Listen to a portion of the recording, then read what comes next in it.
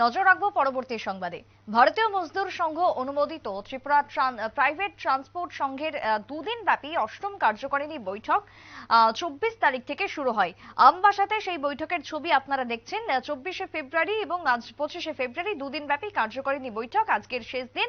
বৈঠকে সংগঠনের পক্ষ থেকে এক সাংবাদিক সম্মেলন করা হয়। কর্মকর্তারা জানান আগামী কিছুদিনের মধ্যেই তাদের বিভিন্ন দাবি নিয়ে রাজভবন অভিযান করবেন তারা। সাংবাদিক সম্মেলনে কর্মকর্তারা ঠিক কি তুলে ধরেছেন শুনুন।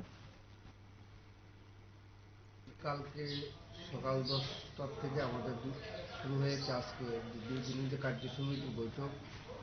সে বৈঠকে আমার ত্রিপুরা রাজ্যের সমস্ত আমাদের যে 21টা ইউনিয়ন আছে, সমস্ত ইউনিয়নের কার্যকর্তাদের নিয়েছে আমাদের কার্য সমিতি দুদিনে সম্পূর্ণ হয়েছে।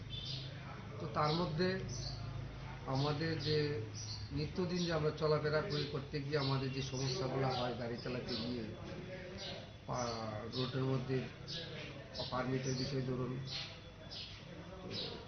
ইলেকট্রিক অটো থেকে ধরে আগে সিএনজি ছিল, ইলেকট্রিক কী করে চলবে, কী যে চলছে সেটা নিয়ে অনেক চুলচারা বিশ্লেষণ হয়েছে। আমাদের সিদ্ধান্ত হয়েছে আমাদের যে ট্রাক গাড়িগুলো আছে ত্রিপুরা রাজ্যে, যে বহিরাজ্যের থেকে ট্রেনে যে মাল আসছে সেই মালগুলো সিরিয়ালভাবে পাইনি। বৌদ্ধ বছর ধরে আমরা সেটা নিয়ে অনেক আলোচনা করেছি।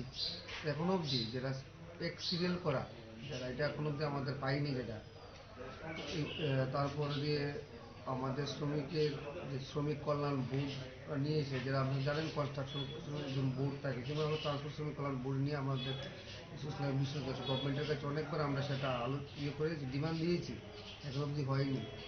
এরকম ধরনের সমস্ত কিছু নিয়ে এসে অনেক আমাদের 10-11টা পয়েন্ট আমাদের এসছে।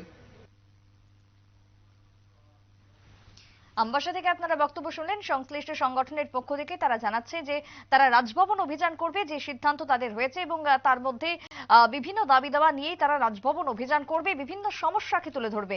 এক প্রকার বাধ্য হয়ে রাজভবন অভিযানের কর্মসূচি কার্যকারিণী বৈঠকের মধ্য দিয়ে গ্রহণ করা হয়েছে বলেই জানালেন সংশ্লিষ্ট নেতৃত্ব।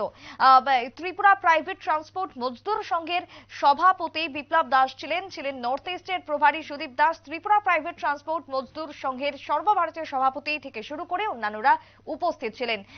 এবং সেই জায়গাতে দাঁড়িয়ে তাদের দুদিন ব্যাপী এই বৈঠকের আজকের শেষ দিনে রাজভবন অভিযানের কর্মসূচি নির্ধারিত। ছোট্ট বিরতির পর ফিরছি, সঙ্গে থাকুন।